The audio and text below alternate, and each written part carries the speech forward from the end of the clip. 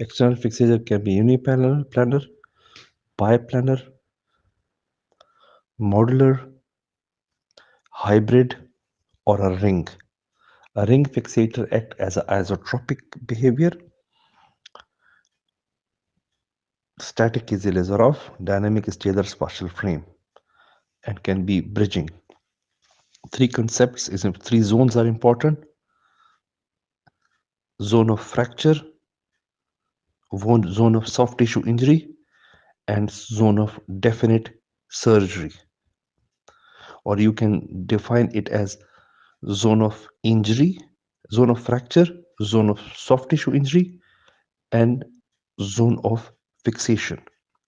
If you are planning to put external fixator, try to put it and avoid zone of fixation instead of involving the zone of fixation. Indication: open fractures, closed fractures with soft tissue injury, bone loss, osteomyelitis. Principles: avoid placing pin in the zone of injury. When you are putting a shunt pin, try to cool it. Always use hand for placing shunt pin.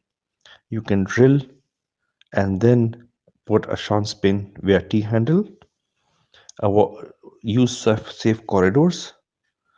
Convert to ORIF within 2 weeks is safe and reduce risk of infection. Regarding factors that increase rigidity, most important: number 1, anatomic reduction; number 2, diameter of the pin; number 3,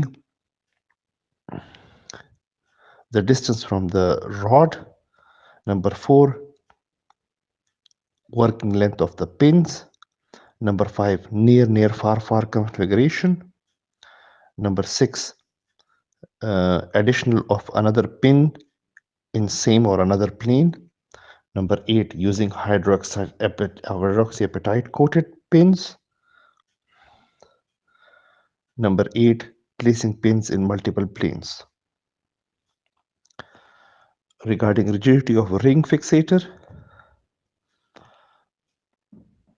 increase diameter of the wire,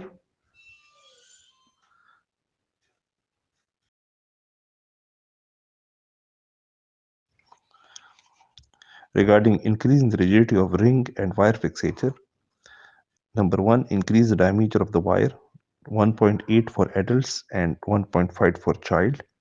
Tensioning the wire, 130 Newton for adults and 110 Newtons for child. One wire above the ring and another below the ring, deformation. Increase crossing angle, ideally 90 degree. Increase number of wires, increase number of rings. Opposing olive wires, decrease diameter of the ring using slotted bolts.